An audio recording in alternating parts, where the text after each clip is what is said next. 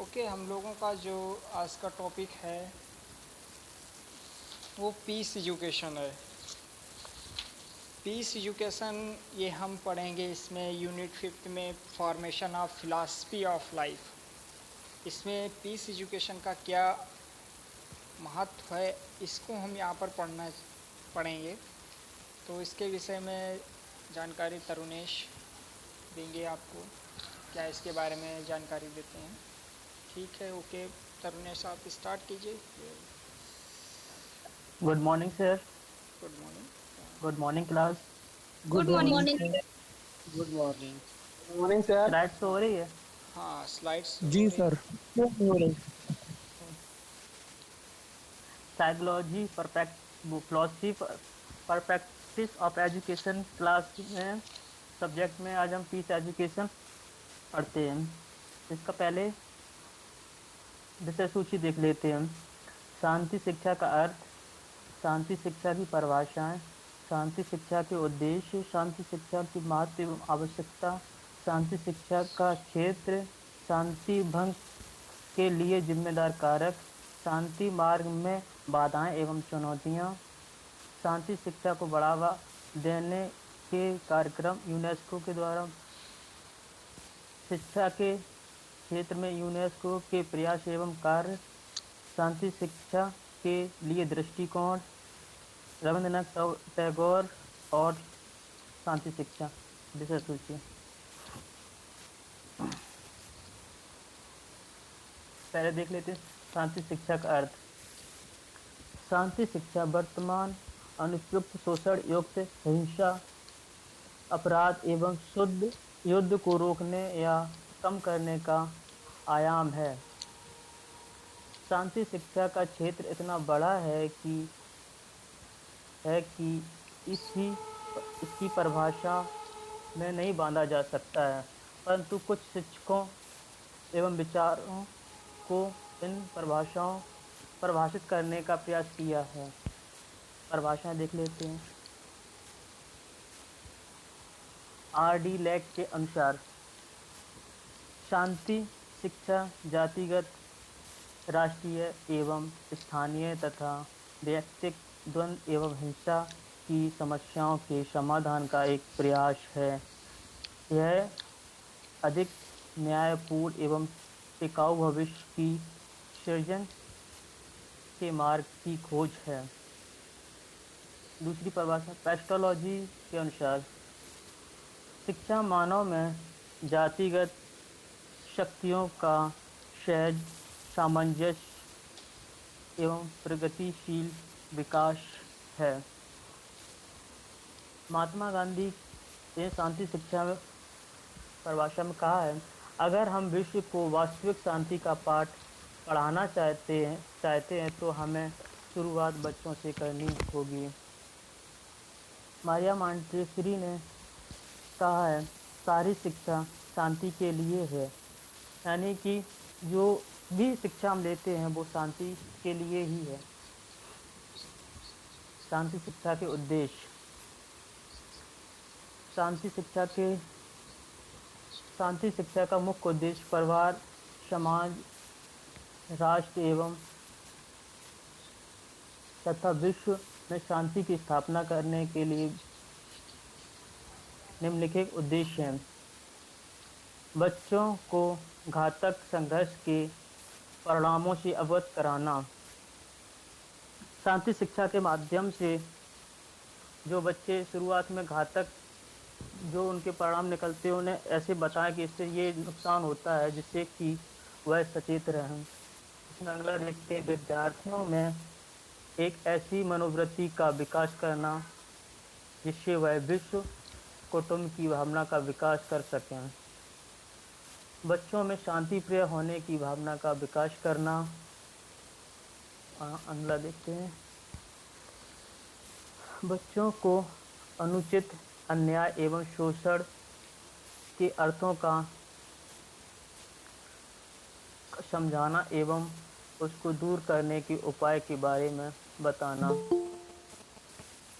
बच्चों को प्रेरणा देना जिससे वह शांति के महत्व को हृदयंगम कर सकें। संघर्षों का निपटारा करना, जिससे कम हिंसा और अधिक से अधिक न्यायप्रियता का संचार हो। बच्चों में मानवता के कृत्यों का विकास करना। शांति शिक्षा का महत्व एवं आवश्यकता। शांति शिक्षा विश्व बंधुत्व को स्थापित किए जाने में महत्वपूर्ण भूमिका निभाती है। शांति शिक्षा समाज में शोषण से मुक्ति प्रदान करने में महत्वपूर्ण भूमिका निभाती है। शांति शिक्षा का समाज एवं राष्ट्र में क्रूरता की समाप्ति में महत्वपूर्ण योगदान है। शांति शिक्षा का किसी राष्ट्र के राजनीतिक विरोध को समाप्त करने में महत्वपूर्ण भूमिका निभाती है। शांति शिक्षा बच्चों को लोकतांत्रिक मूल्यों के निर्माण में महत्वपूर्ण भूमिका निभाती है। शांति शिक्षा बच्चों में जीवन कौशलों के विकास में अहम किरदार निभाती है। इसके द्वारा आर्थिक असमानता की समाप्ति करने में सहयोग लिया जा सकता है। शांति शिक्षा एक आदर्श समाज के लिए निर्माण में महत्वपूर्ण भूमिका निभाती है।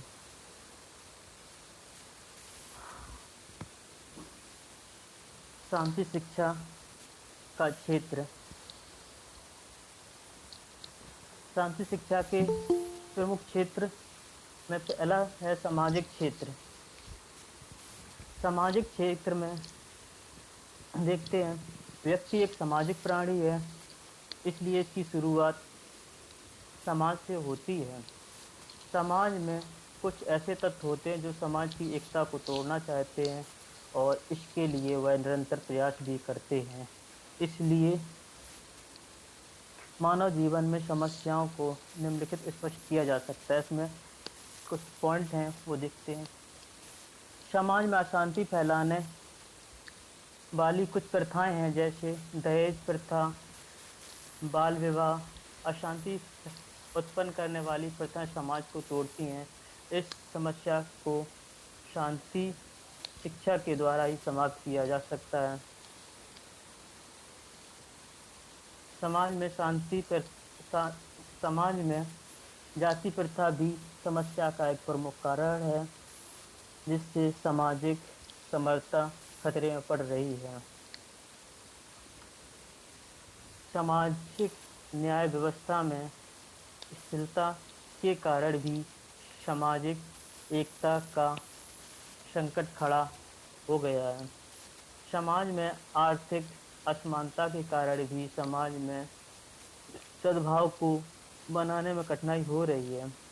बालक बालिकाओं में विभेद किया जाना समाज की एक अहम समस्याओं में से एक है। इसके कुछ समाधान हैं। शांति शिक्षा के द्वारा समाज की रूढ़ियों एवं अंधविश्वासों को समाप्त करके समाज में समरसता लाई जा सकती है, जिससे सामाजिक बुराइयों को खत्म किया जा सके। समाज में छुआछूत को शिक्षा के माध्यम से दूर करके समाज में समानता का भाव जागृत किया जा सके। समाज में आर्थिक रूप से कमजोर व्यक्तियों के साथ शोषण से उनका बचाव करके अशांति फैलती है, जो अतः हर वर्ग के लोगों में उनके अधिकारों के साथ साथ उनके कर्तव्यों का बोध कराया जाना चाहिए। समाज में रहने वाले विभिन्न धार्मिक व्यक्तियों के बीच धार्मिक समरसता एवं सर्वधर्म समभाव की स्थिति उत्पन्न की जानी चाहिए। शैक्षिक क्षेत्र। शैक्षिक क्षेत्र के कुछ पॉइंट हैं। बालकों की सोच सकारात्मक दिशा में नहीं चल पाती, वह मशीन की भांति जड़ हो जाती है। वर्तमान शिक्षा व्यवस्था में सार्वभौमिकता एवं अवसरों की असमानता के लक्ष्य को अभी तक प्राप्त नहीं किया जा सका है। आधुनिक समय में शांति में सैद्धांतिकता पर अधिक बल दिया जाता है, व्यवहारिकता पर कम, जिससे अशांति की स्थिति उत्पन्न हो जाती है। बालकों की अपेक्षा बालिकाओं को विद्यालय कम भेजा जाना भी एक इसका कारण है। इस समस्या का शैक्षिक शिक्षा की शांति शिक्षा के द्वारा शैक्षिक समस्याओं का समाधान। शिक्षक का दायित्व है कि बालकों में चारित्रिक एवं नैतिक विकास करने के साथ साथ उनके कर्तव्यों का भी बोध कराएं। बालकों के साथ साथ बालिकाओं के लिए भी समुचित शिक्षा की व्यवस्था की जाए तथा दोनों को अधिकारों एवं उनके कर्तव्यों के प्रति जागरूक किया जाए। शिक्षा के उद्देश्यों में मानवता की सोच को भी स्थान प्रदान किया जाए तथा जाति-पाति एवं ऊंच-नीच के भावों को परित्याग किया जाए। आर्थिक क्षेत्र। आर्थिक क्षेत्र में यह पाया गया है कि इसके कारण लोग उच्च वर्ग एवं निम्न वर्ग में शोषण करते हैं। इसके पॉइंट कुछ हैं। वर्तमान समय में व्यक्तियों में धन के प्रति अधिक लगाव बढ़ा है, जिससे वह गलत कार्यों में लिप्त होकर अपना एवं समाज को नुकसान पहुंचा रहे हैं। वर्तमान व्यवस्था में आर्थिक वितरण में अत्यधिक असमानता का होना एवं पूंजीपतियों के पास सरकारी सत्ता का दुरुपयोग करने के कारण भौतिक जगत की लालसा का अत्यधिक बढ़ना तथा आध्यात्मिक जगत में उदासीनता। शांति शिक्षा के द्वारा आर्थिक समस्याओं का समाधान।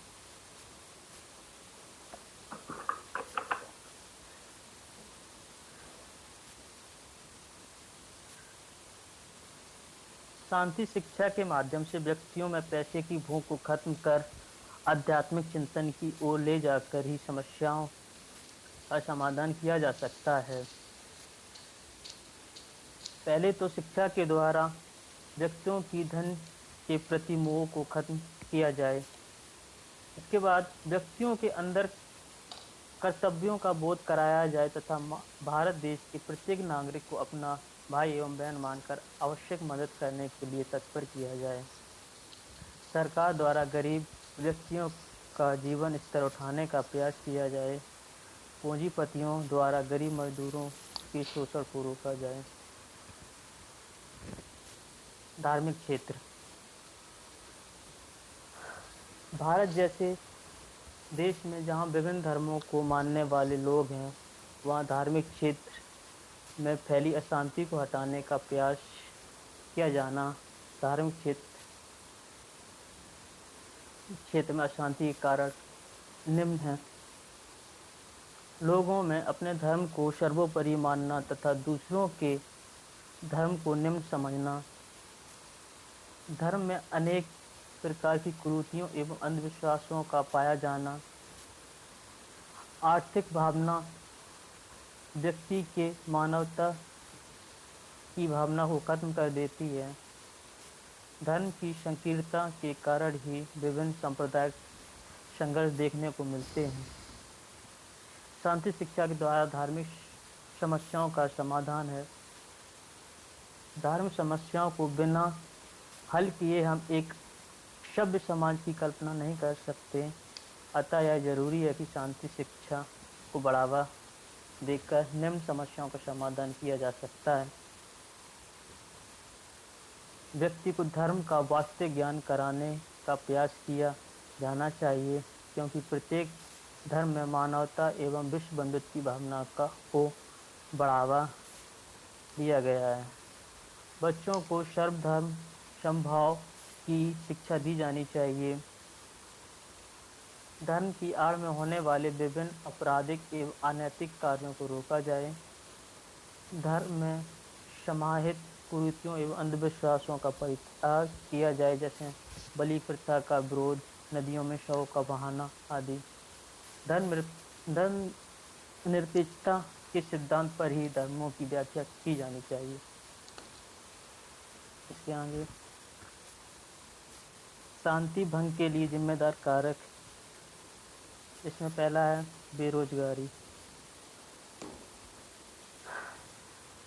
बेरोजगारी के कारण भी समस्या उत्पन्न होती है, जो कि हिंसात्मक रूप में बदल जाती है।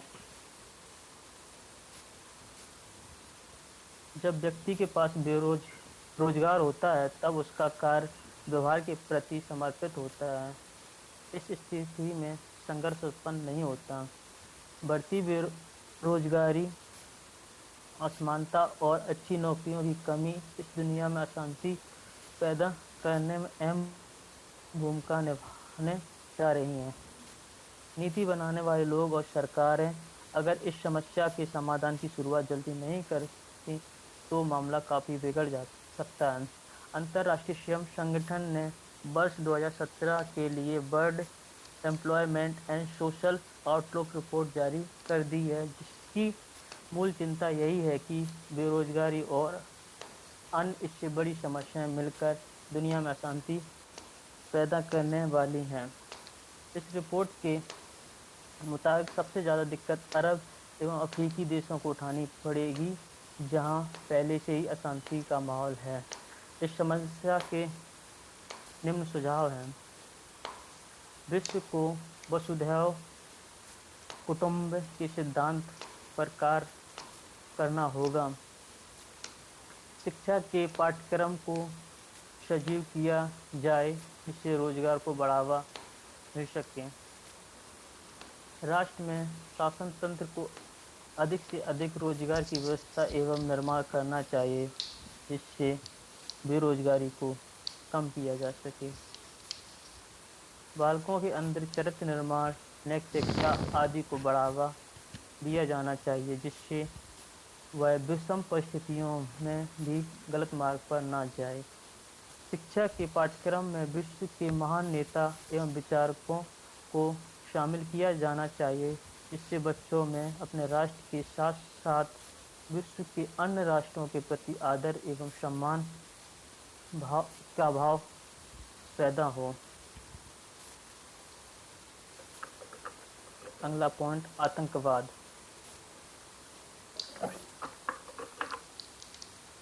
आतंकवाद गैर कानूनी कार्य है, जिसका मकसद आम लोगों के अंदर हिंसा का डर पैदा करना। आतंकवाद शब्द मात्र नहीं है, यह मानव जाति के लिए दुनिया का सबसे बड़ा खतरा है, जिसे मानव ने खुद निर्मित किया है। कोई भी एक इंसान या समूह मिलकर यदि किसी भी जगह हिंसा फैलाए, दंगे, फसाद, चोरी, बलात्कार, अपहरण, लड़ाई झगड़ा, बम ब्लास्ट करता है, तो ये सब आतंकवाद है। आतंकवाद राष्ट्र विरोधी कृत्य है, जिसका उद्देश्य राष्ट्र में आम जनमानस में डर पैदा करना है तथा अपनी अनुचित मांगों को सरकार से मंगवाना है। इसके निम्न कारण हैं। भारत देश के लोग अशिक्षित होने के कारण अपने पथ से भटक जाते हैं। समाज एवं राज्यों में बढ़ती हिंसा के कारण लोगों में बदले की भावना का विकास होता है। जाति व्यवस्था के कारण समाज एवं राष्ट्र में कई विचारधाराएं हो जाती हैं तथा वह टकराव की स्थिति में आतंकवाद की ओर अग्रसर हो जाता है। धार्मिक कट्टरता के कारण अनेक संगठनों का आतंकवाद का समर्थन एवं उसका सहयोगी बन जाना, सामाजिक अनैतिक आर्थिक असमानता के कारण भी आतंकवाद होता है। आदर्शवादी मूल्यों के अभाव में व्यक्ति एवं समाज एवं राष्ट्र के हितों का ध्यान नहीं रख पाता। आतंकवाद को समाप्त करने के उपाय, इसमें पहले देखते हैं भारत सरकार तथा विश्व समुदाय द्वारा किए जाने वाले प्रयास में भारत सरकार ने धारा 124 का में संशोधन करते हुए प्रावधान किया है कि सरकार, संसद एवं न्यायपालिका के विरुद्ध घृणा फैलाने वाले व्यक्तियों को राजद्रोह के अंतर्गत अपराधी मानकर दंडित किया जाएगा। बिना लाइसेंसी हथियार रखने पर दंडनीय अपराध मानकर दंडित किया जाएगा। भारतीय कानून के तहत टाडा एवं पोटा कानून बनाकर आतंकवाद को समाप्त करने का पूर्ण प्रयास किया गया है। आतंकवाद फैलाने वाले व्यक्तियों को एक राष्ट्र से दूसरे राष्ट्र में भेज दिया जाता है, इससे आतंकवाद को रोकने में सहायता मिले। समान रूप से इसके निम्नलिखित प्रयास हैं: दबंग जातियों एवं धर्मों के मध्य प्रेम एवं सहयोगी कार्यक्रमों का आयोजन हो जिससे आतंकवाद को रोका जाए। राष्ट्र एवं गरीबी एवं शोषण को समाप्त किया जाए। सभी के धर्मों को समान समझना एवं उसका सम्मान करना। आदर्शवादी मूल्यों का प्रचार करना चाहिए।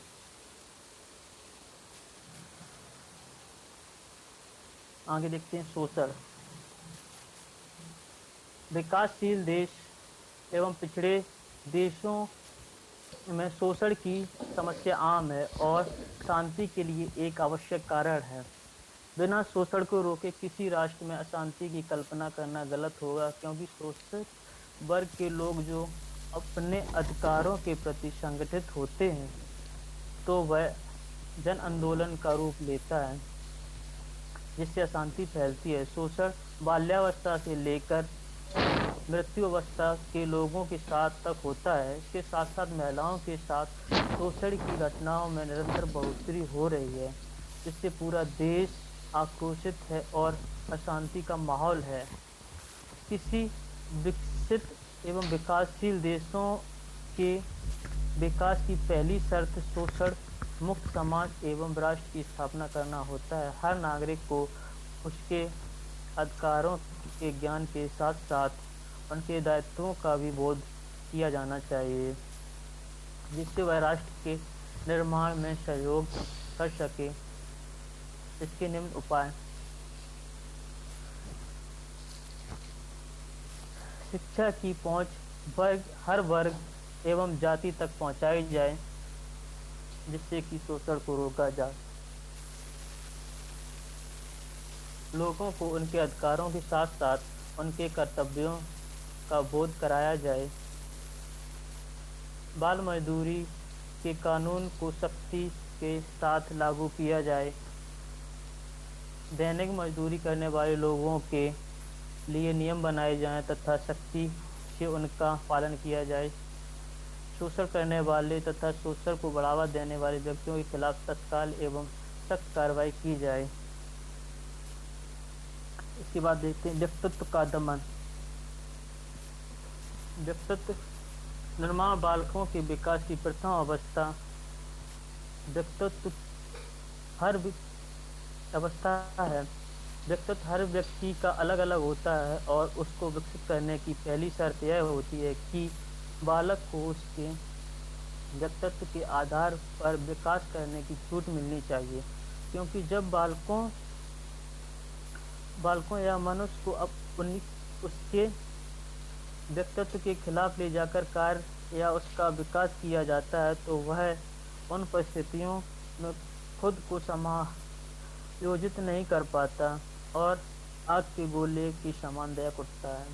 एक व्यक्ति उसके अंदर एक कवि हुआ है और उसे जबरदस्ती डॉक्टर बनाया जाए तो निश्चित ही वह डॉक्टर की जिम्मेदारियों का निर्वाह आसानी से नहीं कर पाएगा और उसे काफ़ी अनुचित कार्य होने की संभावना बढ़ जाती है, जिसके परिणाम स्वरूप समाज में अराजकता उत्पन्न हो जाती है। अतः हर व्यक्ति को उसके व्यक्तित्व के अनुसार विकास करने एवं कार्य करने की आज़ादी दी जानी चाहिए। इसके निम्न उपाय हैं: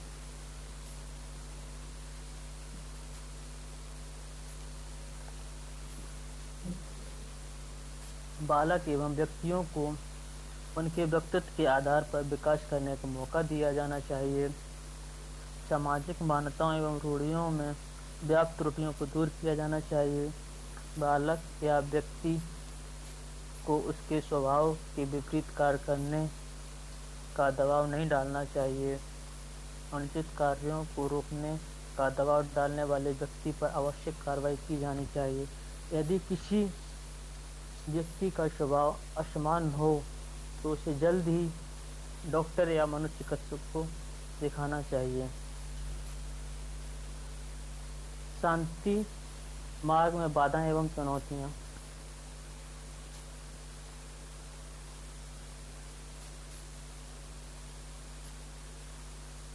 सामाजिक मार्ग में बाधाएं, पहला पॉइंट इसमें देखते हैं।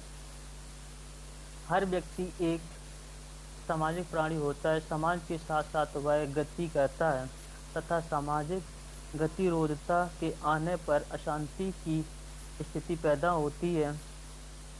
नागरिकता की पहली अवस्था सामाजिकता होती है। यदि सामाजिक वातावरण शांत एवं सुखमय है तो सभी निवासियों एवं शासन तंत्र के लिए आराम एवं सुखद क्षण होता है। यदि सामाजिकता में ठहराव या विरोध की स्थिति आती है तो समाज में एवं प्रशासन दोनों के लिए हालात को कंट्रोल करना मुश्किल हो जाता है। सामाजिकता में कुछ अराजक लोगों के आने से सामाजिकता दूषित हो जाती है और हिंसा की संभावना बढ़ जाती है। सामाजिक मार्ग में बाधाओं के आने वाले कारण। गरीबी के कारण अशांति उत्पन्न होती है। असमानता के कारण अशांति उत्पन्न होती है। जातियों के हितों के टकराव के कारण अशांति उत्पन्न होती है। लोकतांत्रिक मूल्यों के निर्वहन न होने के कारण अराजकता फैल जाती है। सामाजिक बाधाओं को दूर करने के उपाय।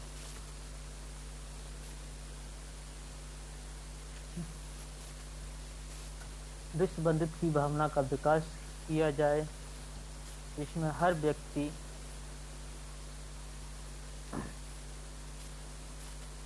हर जाति एवं वर्ग के व्यक्ति को अपना मानकर उससे व्यवहार किया जाए। सामाजिक गुणों का विकास करके सामाजिक बाधाओं को दूर किया जाए। सांस्कृतिक कार्यक्रमों का आयोजन करके आपसी समानता बढ़ाई जा सकती है। सरकार द्वारा सामाजिक कार्यक्रमों का आयोजन किया जाना चाहिए। सांस्कृतिक मार्ग में बाधाएं। भारत विविधताओं से भरा हुआ देश है, जहाँ सामाजिक एवं सांस्कृतिक भिन्नताएं पाई जाती हैं। जहाँ एक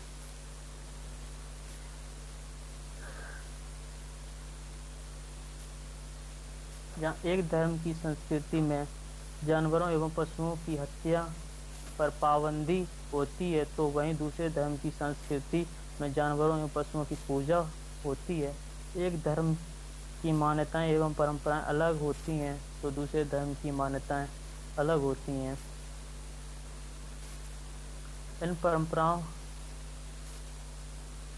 एवं मान्यताओं के संशोधन करने की आवश्यकता।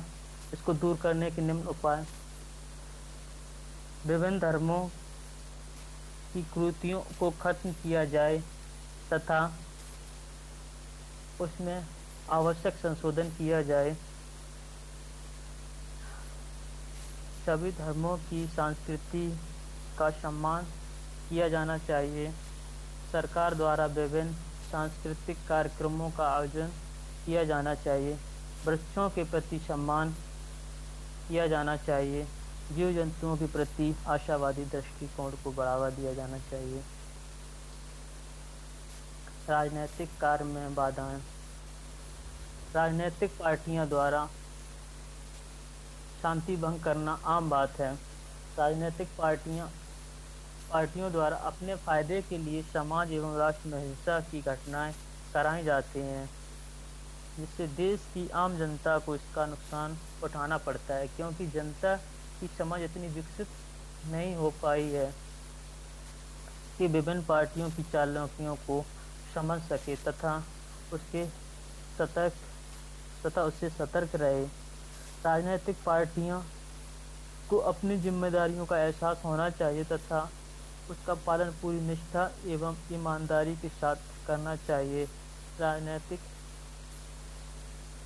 इच्छा शक्ति की पूर्ति के लिए सामाजिक अशांति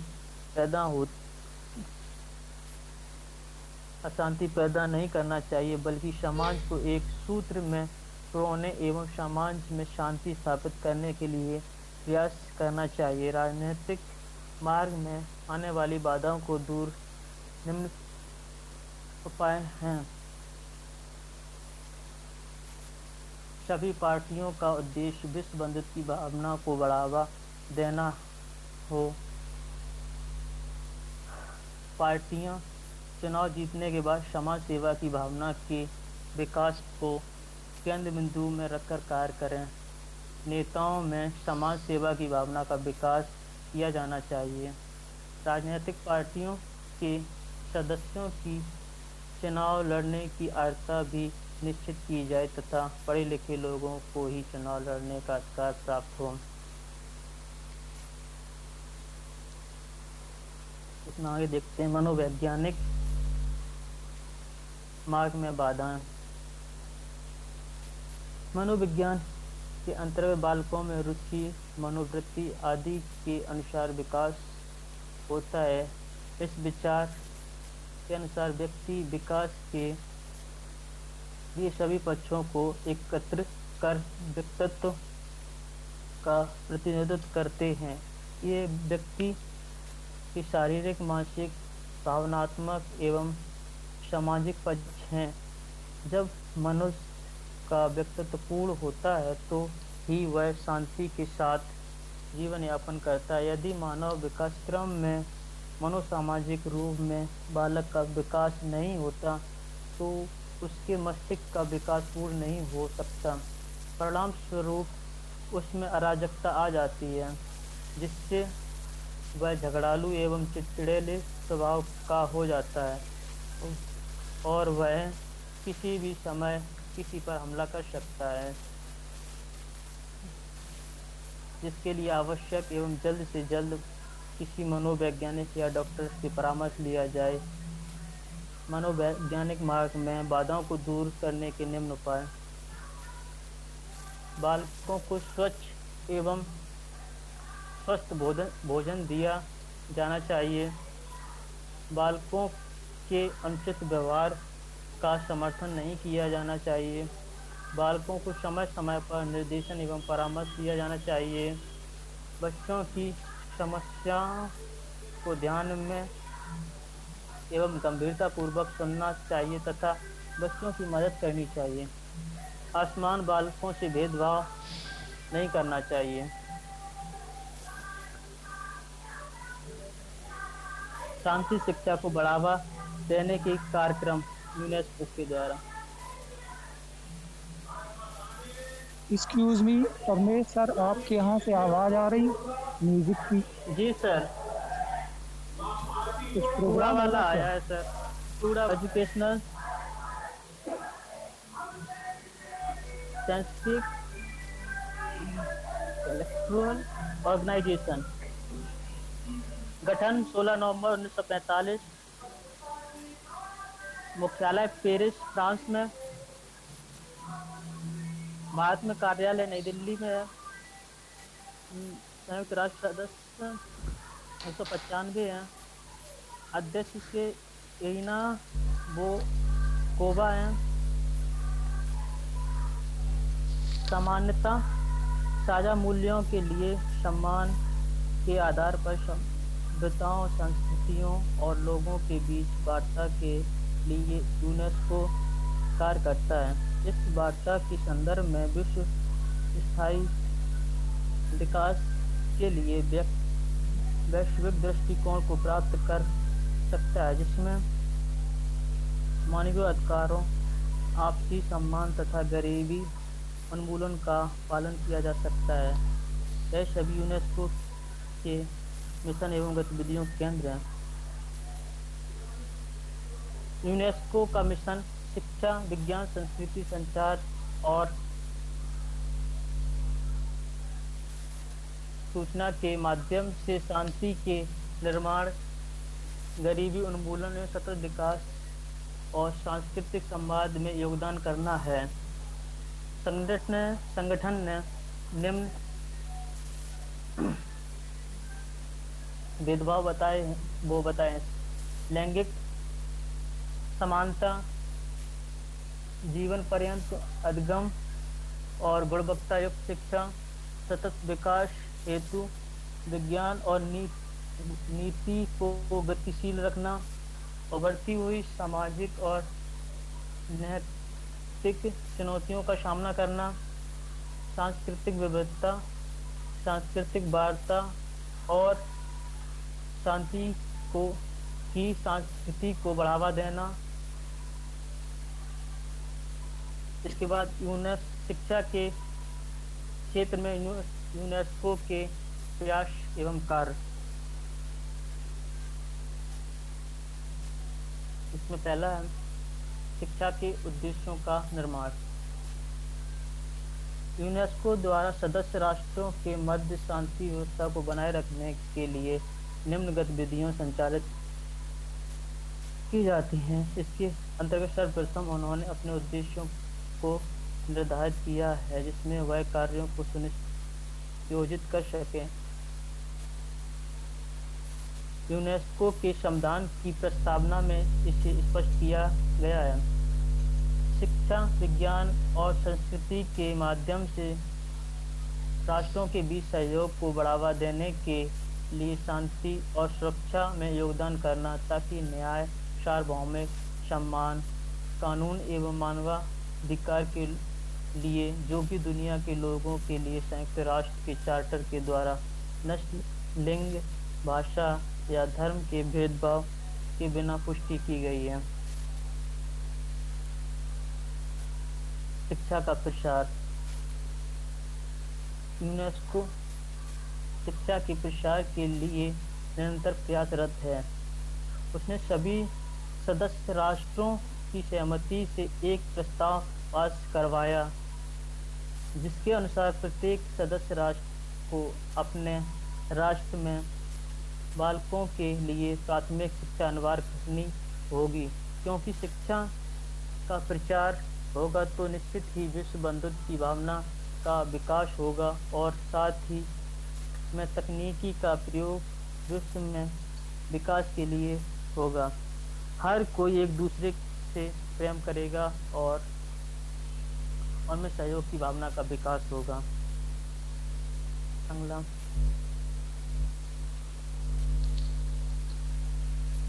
आर्थिक सहायता प्रदान करना।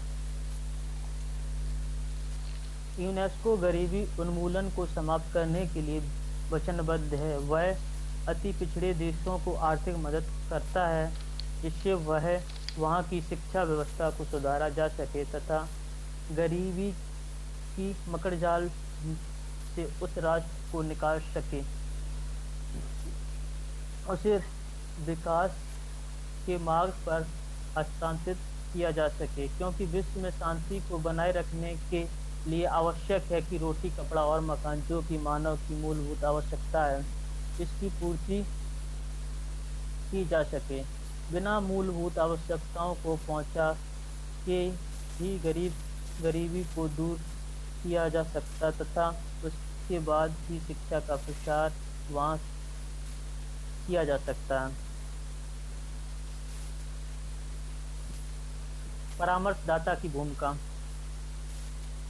यूनेस्को विभिन्न राष्ट्रों को उनके पाठ्यक्रम निर्माण, रचनात्मक कलाओं, साहित्यिक ग्रंथों का अनुवाद तथा शोधकर्ताओं का शोध कार्य के लिए परामर्श एवं सहयोग राशि प्रदान करता है, जिससे पिछड़े राष्ट्रों को विकासशील देशों की तरह आगे बढ़ने का मौका दिया जा सके। पाठ्य पुस्तकों में पाठ्यक्रम का स्वरूप कैसा रखा जा सकता है तथा राष्ट्र में विभिन्न ग्रंथों की विभिन्न भाषाओं में अनुवाद कराना, जिससे एक दूसरे के ज्ञान एवं विज्ञान को आगे बढ़ाया जा सके।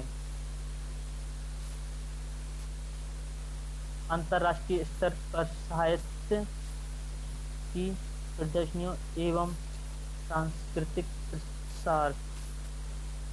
यूनेस्को द्वारा विभिन्न सदस्य राष्ट्रों के मध्य सांस्कृतिक प्रसार के लिए विभिन्न कार्यक्रमों का आयोजन कराया जाता है, जो कि हर बार अलग अलग राष्ट्रों में संपन्न होता है।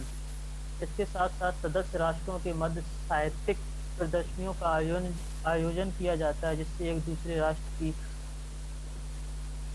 उपादेयता को समझा जा सके तथा एक दूसरे राष्ट्र के प्रति प्रेम की भावना का विकास हो सके।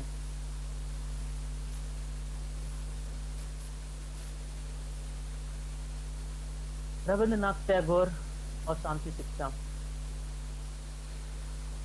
रविंद्रनाथ टैगोर ने शांति निकेतन की स्थापना की। महर्षि देवेंद्रनाथ टैगोर ने 1863 ईस्वी में अपने साधना हेतु कलकत्ते के निकट बोलपुर नामक ग्राम में 7 एकड़ जमीन पर एक आश्रम की स्थापना की, जिसका नाम शांति निकेतन रखा। 1901 में रविंद्रनाथ टैगोर ने इसी संस्था पर बालकों की शिक्षा हेतु एक प्रयोगात्मक विद्यालय स्थापित किया, जो प्रारंभ में ब्रह्म विद्यालय, बाद में शांति निकेतन तथा 1921 में विश्व भारती विद्यालय के नाम से विख्यात हुआ। विश्व भारती की स्थापना कैसे हुई? टैगोर शांति शिक्षा निकेतन विद्यालय की स्थापना से संतुष्ट नहीं थे। उनका विचार था कि एक ऐसे शिक्षा केंद्र की स्थापना की जाए जहां पूर्व से पश्चिम को मिलाया जा सके। 1916 में रविंद्रनाथ टैगोर ने विदेशों से भेजे गए एक पत्र में लिखा था, शांति निकेतन को समस्त जातिगत तथा भौगोलिक बंधनों से अलग हटाना होगा, यही मेरे मन में है। समस्त मानव जाति की विजय ध्वजा यही गड़ेगी। पृथ्वी के स्वादेशिक अभिमान के बंधन को छिन्न भिन्न करना ही मेरे जीवन का शेष कार्य होगा।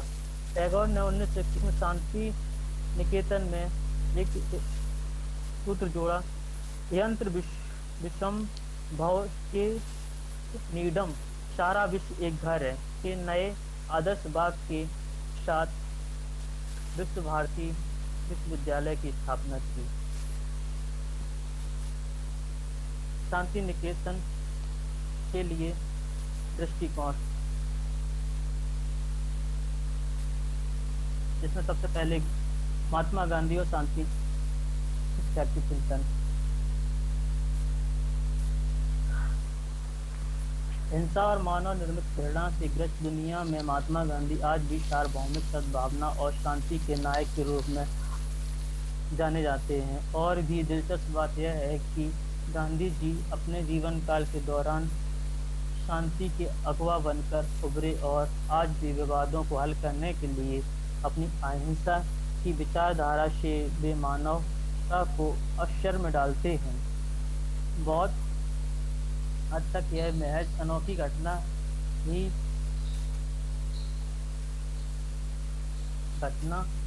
ही नहीं है कि राष्ट्र ब्रिटिश आधिपत्य के दौर में अपनी कंपनी के विरुद्ध अहिंसात्मक प्रतिरोध के पथ पर आगे बढ़ा और साथ ही गांधी जी जैसे नेताओं के नेतृत्व में अहिंसा को एक सैद्धांतिक हथियार के रूप में अपनाया। गांधी जी मानते थे कि मानवीय संबंधों में सभी समस्याओं का एकमात्र हल अहिंसा ही है। इसके निम्नलिखित लाभ एवं विशेषताएं बताई हैं।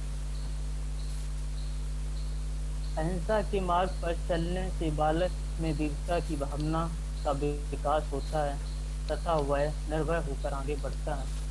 अहिंसा के द्वारा लोकतांत्रिक मूल्यों का विकास एवं संवर्धन किया जा सकता है। अहिंसा के मार्ग पर चलकर ही अच्छी सामाजिक गुणों का निर्माण होता है। शांति के द्वारा ही समाज राष्ट्रीय एवं अंतर्राष्ट्रीय देशों में गतिशीलता का निर्माण किया जा सकता है। शांति या अहिंसा के द्वारा ही विश्व बंधुत्व की भावना का विकास किया जा सकता है। इसके बाद विवेकानंद और शांति।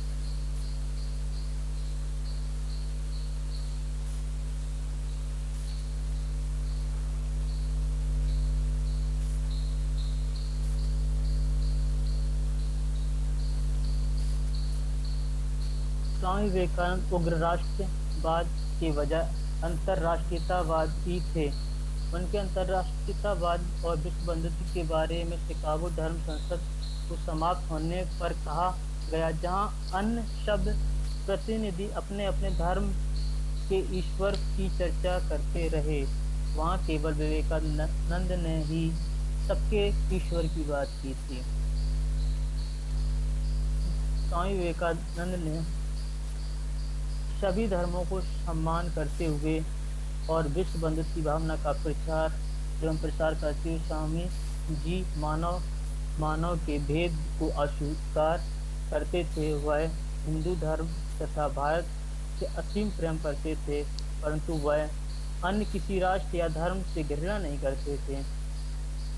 उन्होंने एक कहा था, निसंदेह मुझे भारत से प्यार है, पर प्रत्येक दिन मेरी दृष्टि दुर्बल होती जाती है। हमारे लिए इंग्लैंड या अमेरिका क्या है, हम तो उस ईश्वर के हैं जिसे ब्रह्म कहते हैं। जड़ में पानी देने वाला क्या सारे वृक्ष को नहीं सींचता है। इस तरह विवेकानंद ने विश्व में शांति स्थापित करने में महत्वपूर्ण भूमिका अपने विचारों को अपनाया। भाई एवं बहन मानते थे जो विश्व बंधुत्व की भावना। इसके बाद मदर टेरेसा और शांति शिक्षा।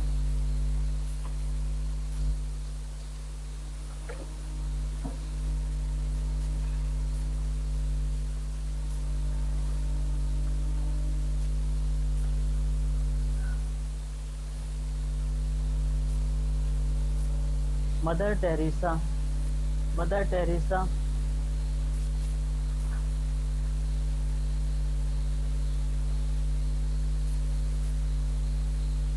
टेरेसा 18 वर्ष की उम्र में टोरंटो सिस्टर्स से दीक्षा लेकर वह सिस्टर टेरेसा बनी। फिर वे भारत आकर ईसाइयों ननों की तरह अध्यापन में जुड़ गईं। कोलकाता में सेंट मैरीज हाई स्कूल में पढ़ाने के दौरान एक दिन कॉन्वेंट की दीवारों के बाहर फैली दरिद्रता देख से विचलित हो गईं। वह पीड़ा उनसे बर्दाश्त न हुई और कच्ची बस्तियों में जाकर सेवा कार्य करने लगी। 9 दिसंबर 2016 को वैटिकन सिटी में पोप फ्रांसिस के द्वारा मदर टेरेसा को संत की उपाधि से विभूषित किया गया। भारत आगमन। सिस्टर टेरेसा आयरलैंड से 6 जनवरी 1929 को कोलकाता में लॉरेंटो कॉन्वेंट पहुंची। वह एक अनुसूचित शिक्षिका थी और विद्यार्थी उनसे बहुत स्नेह करते थे। Missionaries of charity. वर्ष 1946 में उन्होंने गरीबों, असहाय, बीमारों और लाचारों की जीवन पर्यंत मदद करने का मन बना लिया। इसके बाद मदर टेरेसा ने पटना के होली फैमिली हॉस्पिटल से आवश्यक नर्सिंग ट्रेनिंग की और 1948 में वापस कोलकाता आ गए। मिशन ऑफ चैरिटी का आरंभ में 13 लोग के साथ हुआ था, पर मदर टेरेसा की मृत्यु के समय 1997 में 4000 से भी ज़्यादा सिस्टर्स दुनिया भर में आपदाओं से प्रभावित लोगों की सेवा में सक्रिय हैं। मदर टेरेसा को उनकी कार्य के लिए निम्न पुरस्कार दिए गए हैं। रेमन मैक्के पुरस्कार 1962 में, पद्मश्री 1962 में, शांति नोबेल पुरस्कार 1979 में, भारत रत्न 1980 में, शांति उपाधि 2016 में।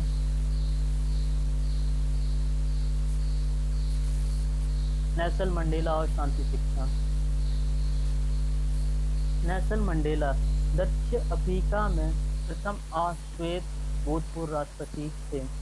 राष्ट्रपति बनने से पूर्व वे दक्षिण अफ्रीका की सदियों से चल रहे रंग भेद का विरोध करने वाले अफ्रीकी नेशनल कांग्रेस और इसके सशस्त्र गुट अवरबोतो बेसजिदे के अध्यक्ष भी रहे। रंग भेद विरोधी संघर्ष के कारण उन्होंने 27 वर्ष रोमन द्वीप के कारागार में बिताए, जहां उन्होंने कोयला खनिज का कार्य करना पड़ा। 1990 में अश्वेत सरकार के हुए एक समझौते के बाद उन्होंने नए दक्षिण अफ्रीका का निर्माण किया। वे दक्षिण अफ्रीका एक समूचे विश्व में रंग भेद का विरोध करने का प्रतीक बन गए।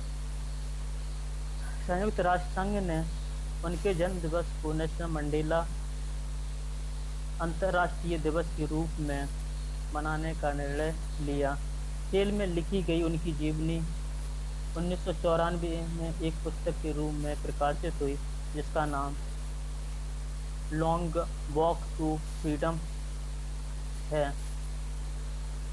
जेल की रिहाई के बाद अफ्रीका के पहले अश्वेत राष्ट्रपति बने। जीवन के 27 वर्ष कारागार में बिताने के बाद 11 फरवरी 1990 को उनकी रिहाई हुई। रिहाई के बाद समझौते और शांति की नीति द्वारा उन्होंने एक लोकतांत्रिक एवं बहुजातीय अफ्रीका की नींव रखी। 1994 में दक्षिण अफ्रीका में रंग भेद रहित चुनाव हुए। अफ्रीकन नेशनल कांग्रेस ने 62% मत प्राप्त किए और बहुमत के साथ उन्होंने 10 मई 1994 को मंडेला देश के पहले राष्ट्रपति बने। उन्होंने कहा था, विकास और शांति को अलग नहीं किया जा सकता। मंडेला को 1993 में शांति नोबेल पुरस्कार दिया गया। नेल्सन मंडेला ने कहा था, विकास और शांति को अलग नहीं किया जा सकता। शांति और अंतर्राष्ट्रीय सुरक्षा के बगैर कोई भी देश अपने गरीब और पिछड़े हुए नागरिकों को मुख्य धारा में लाने के लिए कुछ नहीं कर सकता। महात्मा गांधी के विचारों से प्रेरित थे। महात्मा गांधी की अहिंसा और असहयोग की विचारधारा ने मंडेला पर काफ़ी असर डाला था। वह अपने जीवन में गांधी जी के विचारों के प्रभाव की बात करते हुए 2007 में नई दिल्ली में हुए सम्मेलन में अपने वीडियो संदेश में मंडेला ने कहा था, दक्षिण अफ्रीका में शांतिपूर्ण बदलाव में गांधी जी की विचारधारा का योगदान छोटा नहीं है। उनके सिद्धांतों के बल पर ही दक्षिण अफ्रीका में रंग भेद की घृणित नीति के कारण जो समाज में गहरा भेदभाव था, वह खत्म हो सका है। नेल्सन मंडेला गांधीवादी विचारों से प्रेरणा प्राप्त कर रंग भेद के खिलाफ अपने संघर्ष की शुरुआत की और दक्षिण अफ्रीका के दूसरे गांधी बन गए। नेल्सन ने गांधी जी के बताए मार्गों पर चलकर दक्षिण अफ्रीका की तस्वीर बदल दी। अहिंसा में हिंसा 1964 से 1990 तक रंग भेद और अन्याय के खिलाफ लड़ाई की वजह से जेल के जीवन में 27 बिताने वाले टाटा यानी अफ्रीका के पिता नेल्सन मंडेला ने ऐसे समय में अहिंसा, असहयोग और सत्य का रास्ता अपनाया जब दुनिया हिरोशिमा और नागासाकी की हिंसा में डूबी थी। समग्र विकास में शांति। शांति तब होती है जब संपन्न हो, भले ही किसी भी जाति, धर्म, देश, लिंग, समाज के लोग, भले ही वह किसी भी जाति, धर्म, जातीयता, भाषा, संस्कृति, मानव समाज को करती है। और नेल्सन मंडेला जी कहते, इन सबके विकास से ही पूर्ण देश का विकास होता है।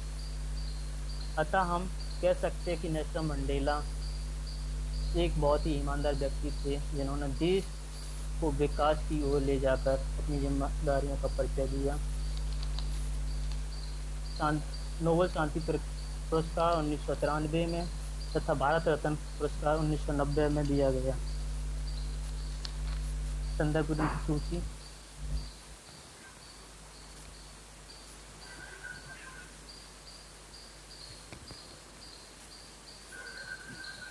Thank you class. Thank you sir.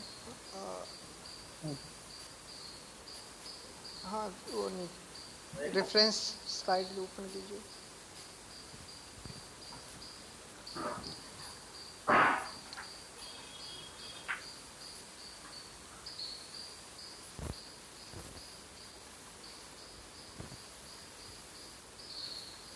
एक ही बुक मिल पाई थी आपको? सर लॉकडाउन में इस जगह कोई बुक मिली नहीं ना सर, बाहर हूँ। वो तो समझ सकते हैं, आप इंटरनेट पर भी सर्च कर सकते थे बुक्स। इंटरनेट से सर मुझे मिली नहीं सर। ओके। थोड़ा बहुत गूगल एक इम्प्रूवमेंट किया सर, और प्रॉपर वॉइस में, और टॉपिक को इन्होंने काफ़ी हद तक डिस्क्राइब करने की अच्छी कोशिश की सर। श्योर। बस मैं कहना चाहता हूँ। ओके, और भी कोई बोले?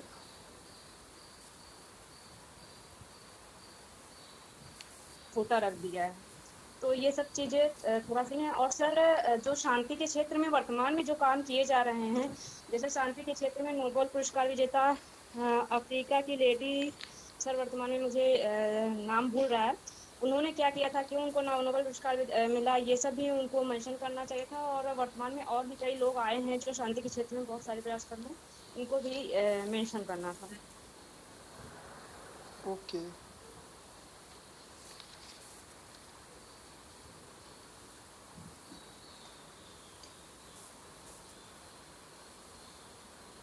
और भी कोई बोलेगा? सुझाव?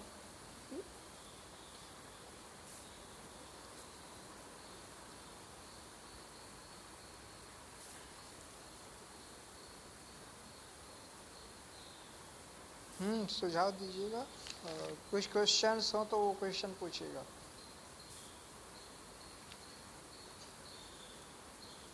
क्वेश्चंस आप लोग पूछ लीजिए। शांति शिक्षा नया टॉपिक है, आप लोगों के सिलेबस में रखा गया है।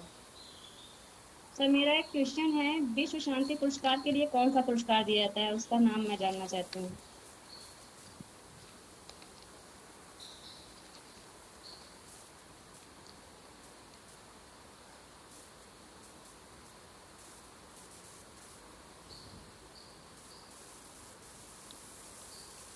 ओके तरुणेश, आवाज़ आ रही है आपको? आ रही है। जी हाँ सर, आपकी आवाज़ आ हाँ, रही। ठीक ठीक ठीक, ओके। हाँ, क्वेश्चंस हो पूछ लीजिएगा।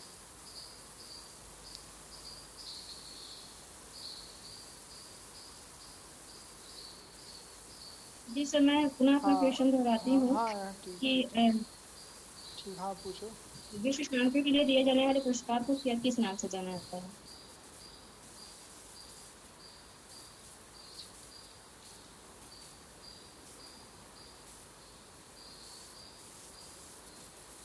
बताओगे कोई? किसी को पता है?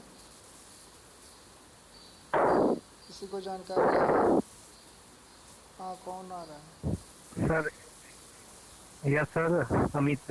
हम्म, सर शांति के क्षेत्र में मतलब नोबेल पुरस्कार दिया जाता है, जो हाँ विश्व का सर्वोच्च पुरस्कार हाँ है। हाँ, तो वही। यदि पीस के प्रति वर्क किया गया है किसी भी व्यक्ति के लिए, तो वो मतलब नेल्सन मंडेला को मिला है। और गांधी जी का नाम कई बार चयन किया गया, लेकिन उनको अभी तक मिल नहीं पाया है। तो नोबेल पुरस्कार ही विश्व का मतलब मान लिया जाए कि शांति पुरस्कार सबसे बड़ा है। हाँ, वही। और सर कुछ उसके अलावा भी अगर नाम बताया जा सके कि शांति से संबंधित कौन कौन से पुरस्कार कलिंग होते हैं। कलिंग पुरस्कार है एक, जो अशोक, सम्राट अशोक के लिए मतलब दिया जाता है। तो उसमें भी उसका भी उद्देश्य यही है कि शांति व्यवस्था मतलब विश्व में व्याप्त हो और युद्ध की नीति छोड़ करके धम्म की नीति को अपनाई जाए।